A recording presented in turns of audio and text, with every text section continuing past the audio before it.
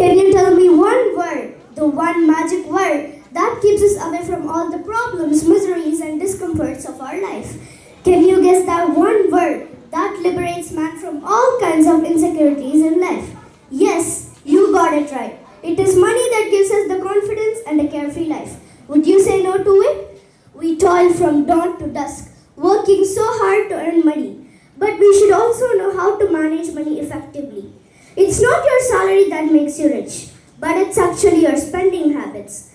Honorable judges, dear parents and my dear fellow speakers, I'm Yarini doing my grade 7 in DPS Jeddah, standing here to share my perspectives on the topic, financial literacy.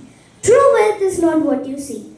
It's actually the money one saves, not the things one buys to show off.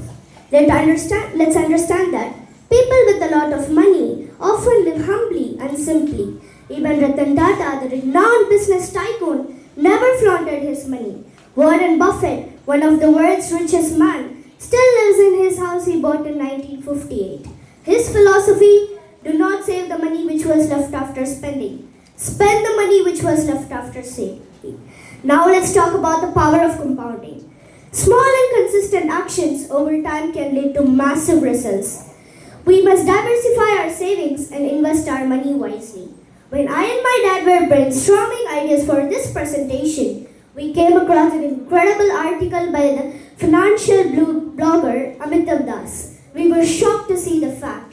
If a person had invested rupees 1 in Microsoft in 1980, the value of the money as of December 31, 2024, the value of the money is 15.3 crores. That's the power of compounding, and that's how passive income is generated.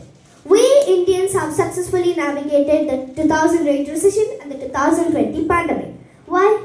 Because of our super moms. You don't have to read Napoleon Hill, Robert Kiyosaki, or Morgan Housel. Just learn from our super moms.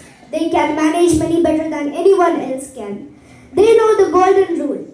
A penny saved is a penny earned. In conclusion, money isn't just important in life. More money is important, and knowing how to manage it is even more crucial. Let us educate ourselves financially and pave the way for success. Thank you for this wonderful opportunity.